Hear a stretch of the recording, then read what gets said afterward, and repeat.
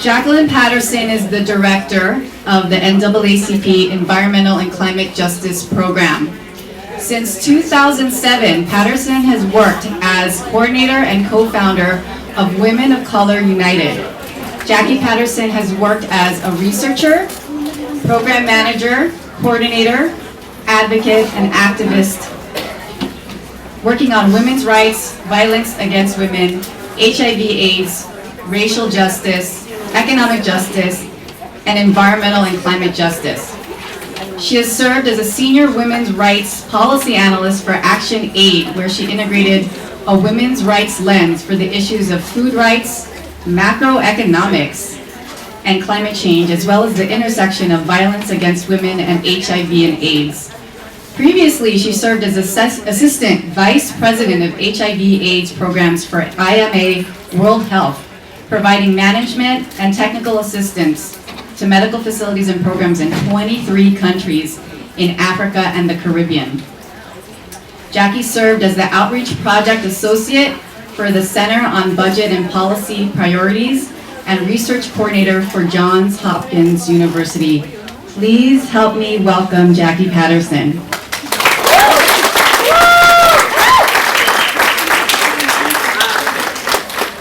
Good afternoon, everyone, and it's so good to be with you all. I was experiencing a bit of a situation with my travel here. I arrived here. We were all on time and so forth, and we got to the gate, and the jet bridge didn't work. So we sat there for 2 hours, no air conditioning. People were very upset. I was kind of chill for the most part, because I kind of always am, but the plane was in quite a bit of disarray. And then the pilot kept saying, you know, we want to leave as much as you do, as if that was comforting. Like he literally said that over and over again. Anyway, so it's a pleasure to be with you all, and I really appreciate being invited to spend this time with you. I'll talk a little bit about the framing in terms of how we do this work, why we do this work, who does this work around environmental and climate justice. So it's really great to be with you here in California, where it's really the birthplace of my kind of transformative understanding of climate justice in the context of broader ecological justice. Before I had experienced work around environmental justice in communities like Jamaica, where their water supply was contaminated by Shell oil, working with communities in the post-Katrina context, working with disaster justice after that. But it was really here at a workshop by Movement Generation for Change around ecological justice that I really developed this broader understanding back in 2008. So it's great to be back, to be joining you all. So the impetus for the change around the shift that we need to make to a society that is more regenerative, more cooperative, less around not around domination and exploitation is clear, and the imperative is clear. So to give some of those examples, as we all know, studies show that zip code is the #1 predictor of environmental health. Evidence shows that the most significant determinant of which zip codes will host toxic facilities is race. An African American family making, slow down. Okay, all right. Yeah, thank you. That's good. I can't see that. So an African American family making $50,000 to $60,000 per year is more likely to live next to a toxic facility than a white American family making $10,000 to $15,000 a year. So this is where we really see the difference between kind of an economic analysis and recognizing that race, separate and apart from economics, is a factor in the placement of toxic facilities. One example of these toxic facilities is the hundreds of coal-fired power plants that are the #1 contributor to the carbon dioxide emissions that drive climate change, and that they also disproportionately impact the health and well-being of communities that are host to them, which again are disproportionately communities of color and low-income communities. 68% of African Americans live within a 30-mile radius of a coal-fired power plant, which emit toxins like sulfur dioxide, nitrogen oxide, and so forth. And 71% of African Americans live in counties in violation of EPA's air quality standards. So communities of color and low-income communities, as you all know, are more likely to live near multiple sources of pollution. They often call these pollution-ridden areas sacrifice zones. And they call it that because these are the communities that are host to the coal plants, the cement factories, the paper mills, the oil refineries, the animal farms, the nuclear reactors, road traffic, and more. They sacrifice their health and their well-being, or our health and our well-being, and often the very lives of our residents, so that the nation can waste 80% of the energy it uses, so the nation can drive big cars, can eat kiwi fruit whenever they want to all year round, can eat burgers all day, every day, and bacon and so forth. And that's not to say that any of that is bad, but that's to say the excesses with which we do anything are contributing to some of the challenges that we're facing in our communities. And so Latino American children are disproportionately affected by asthma and the adverse health outcomes associated with things like pesticide exposure, as well as coal-fired power plants, as we said before. Puerto Rican children have higher rates of asthma and morbidity than any other racial and ethnic group. Compare it with non-Hispanic white children, or Latino white children. Latino American children have higher rates of mercury poisoning and lead poisoning as well. African American children are 3 to 5 times more likely to enter to the hospital from asthma attacks and 2 to 3 times more likely to die of asthma attacks. African American adults are more likely to die from lung disease, but less likely to smoke. When I was in Kayenta, Arizona, a couple of years ago with one of the Our Power camps with the Climate Justice Alliance, I was struck by the signs that I saw for health clinics for uranium mine workers. And what struck me is that it normalized the illness and the death that's associated with this profession that folks have, and that it's at least largely communities of color and low-income communities, indigenous communities in this case, that held those professions. We also visited a Navajo reservation in the Four Corners area where there were 4 coal-fired power plants within a 50-mile radius of that reservation. But the coal plants went to power Phoenix and Las Vegas and Los Angeles, actually, at that time, while 70% of the people on the Navajo reservation didn't have electricity at all, and 30% didn't even have running water. So we see the disparities again. They sacrificed their health and their well-being in order to host these plants that gave electricity to other people and didn't even give electricity to the very communities that were host to them. As part of our Energy Justice Training Academy that we were rolling out, we were preparing for the training a couple of weeks ago, and the details were coming together at the last minute, and so I was apologizing to one of the people who we were organizing her travel, and she said, "I've seen too many of my childhood neighbors die from cancer. We're now attending funerals on a weekly basis. The time frame isn't a problem. I will do what I have to do to be there." So with climate change, we have communities that are sacrificed for society's excesses through impacts of climate change, from Kivalina Islands, Alaska, to Thibodaux, Louisiana, to the Gullah Geechee Nation, all these places that are facing imminent displacement within 15 years due to sea level rise driven by climate change. The sacrifice places include Gulfport, Mississippi, Myanmar, Los Angeles, where each is experiencing loss of lives, livelihoods, property due to everything from wildfires to hurricanes and other disasters. And we see places like that are food insecure, from Jersey City to Richmond to the Horn of Africa, where access to food is further threatened by shifts in agricultural yields resulting from climate change. Meanwhile, we have big ag groups like Monsanto that have practices that not only contribute to food insecurity, but are also tied to high suicide rates among farmers in India. And so we see the excesses of these wealthy giants who are all about profits having these negative and deadly impacts on our communities and on our workers.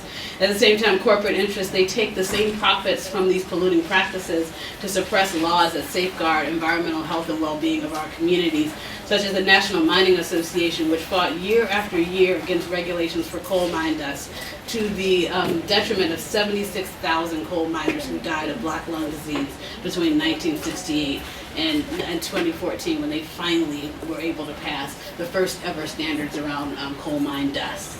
So bound by darker skin, political disenfranchisement, and disproportionate impact, nations in the global south and communities of color and low-income communities share this common cause around the money Goliaths of the world that are really controlling our systems in so many ways. Communities, fractured families, and lost and damaged lives are innumerable. When it comes to civil rights analysis, it's not equal protection under the law, when we have more legal handles to protect big polluters than we do to protect the communities that bear the brunt of pollution. And it's not equal protection under the law when a Navajo family in New Mexico can be polluted on by a coal-fired power plant to such an extent that everyone in the family has a respiratory illness from ingesting the sulfur dioxide and nitrogen oxide from these plants. It's not equal protection under the law when there's a breakdown in democracy that allows an entire community like Flint, Michigan, to be poisoned with impunity by lead in a completely avoidable travesty that started with historic pollution that was unregulated and that was perpetuated by non-elected, non-representational governance that prioritized finances over family. And it's not equal protection under the law when in places like Richmond, California, after the oil refinery explosion there, folks were told to cover their windows as a remediation measure and were offered pizza as compensation for the pollution of their air and lungs. It's definitely not equal protection under the law when, in the aftermath of Hurricane Isaac, in 2012, which took the lives and livelihoods in Plaquemines Parish, Louisiana, which is a poor oyster folks community. They asked the Senator Mary Landrieu why it was that those levees weren't fortified like the other levees after Katrina. This was 7 years after Katrina. And she said that she asked the Army Corps of Engineers the same question. And they said that they use a formula to prioritize levee fortification, which assigns points based on what the economic impact would be if that levee was overtaken only. So what kind of society have we built that institutionalizes the prioritization of economic loss over the loss of human lives?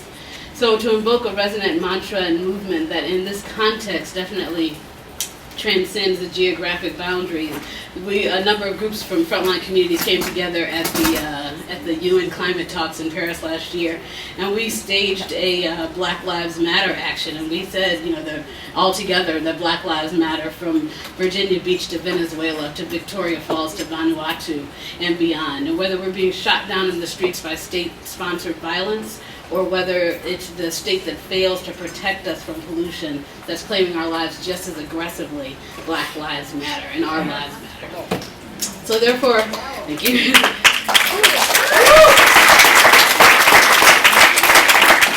So we know that when a society consistently, systematically devalues whole swaths of its populace based on race, ethnicity, country of origin, and immigration status, income and wealth, and otherwise, we can't just tweak an already deeply flawed system by instituting minor or even moderate reforms here and there. So I'm glad to be here with you all to talk about the radical transformation that you're already beginning to undertake to uplift and uphold human rights as communities of color and low-income communities. Groups like the Climate Justice Alliance are organizing to operationalize a vision to transform decision-making spaces from courtrooms to the halls of Congress, to the city council chambers, to the auditoriums of the United Nations and beyond.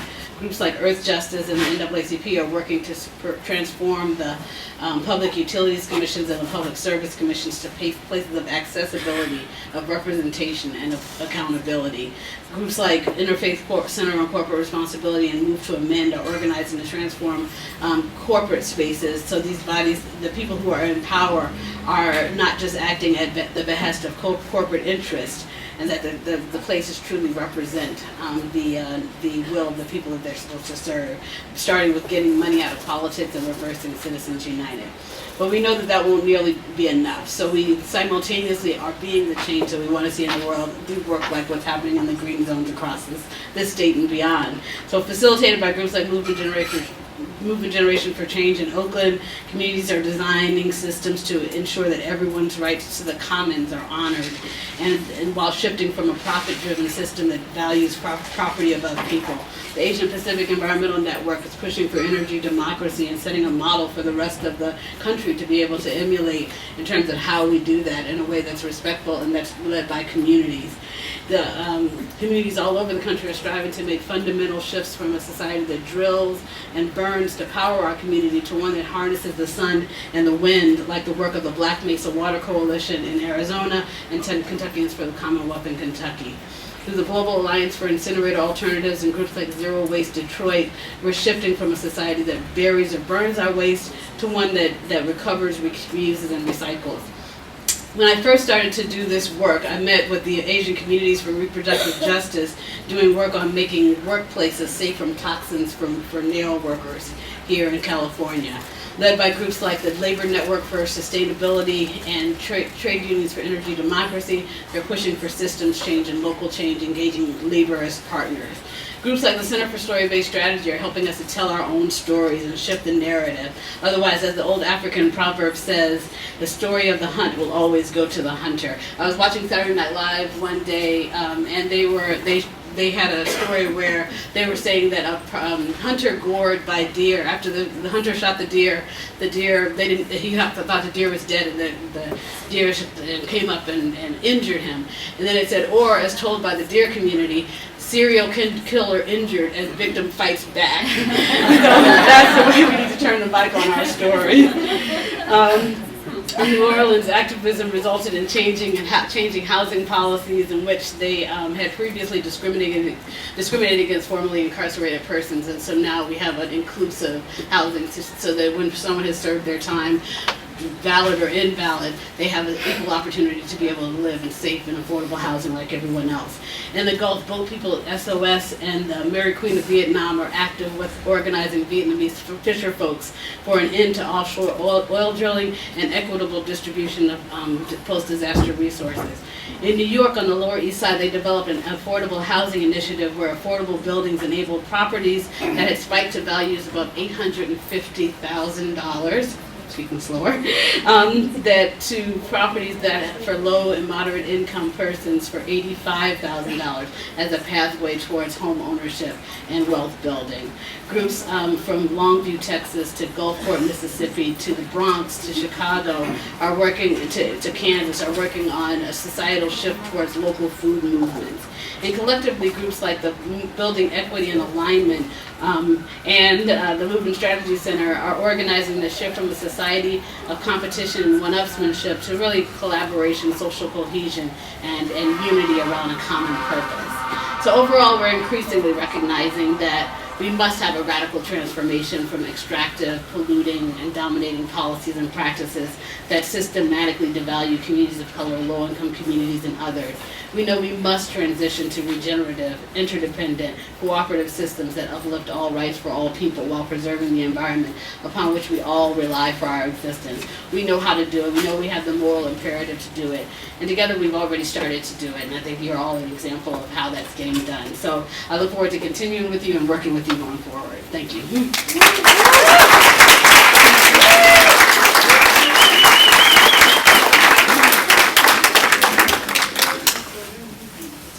All right, so we have a few minutes to take some questions. I'm going to ask you if you have a burning question, come on up, because there's lots of people here and we need to be able to hear you. So, got questions?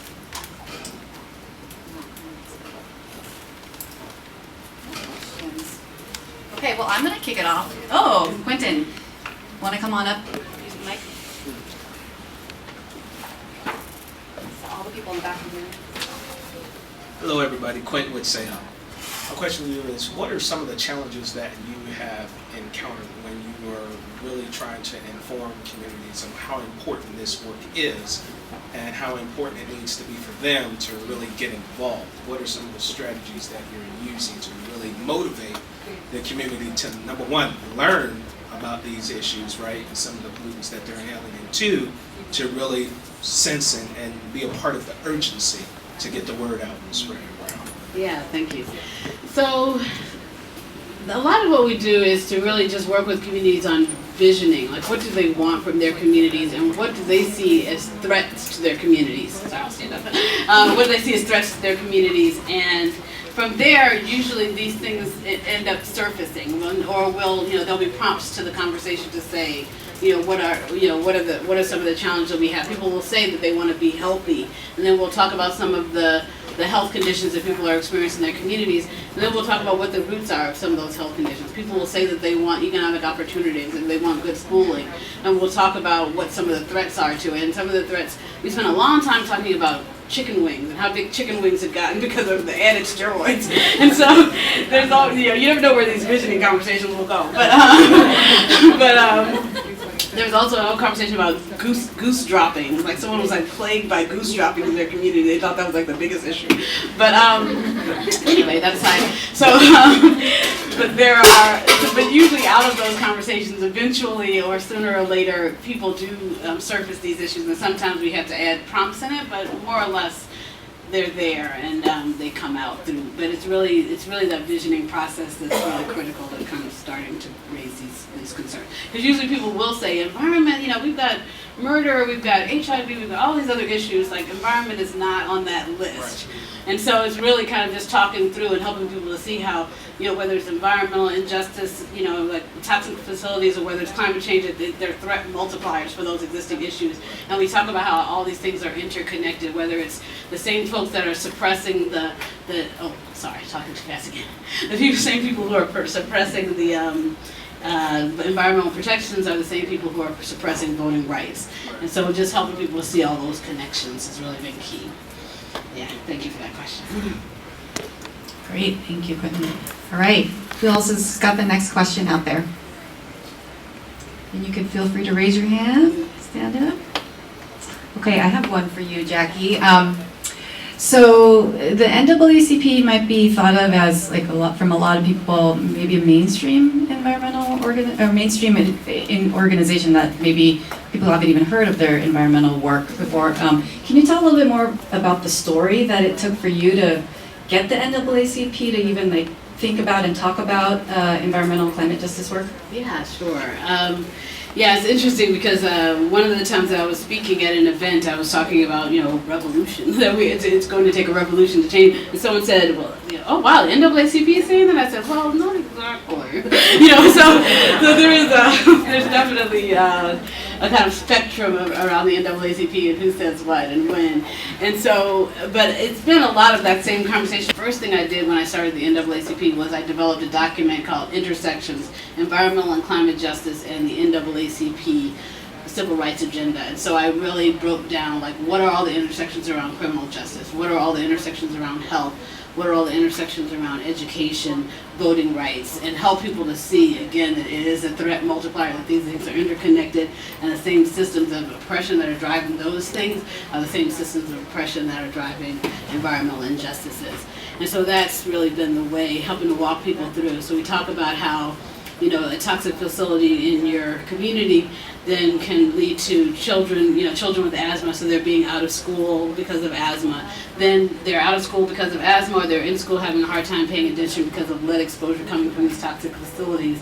And then they're less likely to be on grade level by the third grade, which studies show leads to children more likely to enter into the school to prison pipeline. So when you really map out all of those different connections, people start to see those interconnections. So that's where we're going.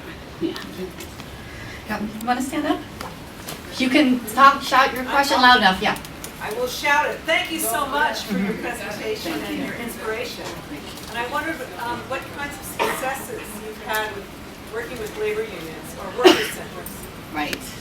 So it's a good question. So here, actually in LA, the NAACP branch worked with the IBEW, the International Brotherhood of Electrical Workers, back when ARA was coming out, and we're working together around the weatherization and retrofitting of homes using energy efficiency dollars from ARA. So that was one way that they were able to work together on a very, very practical job creation, but yet energy efficiency project.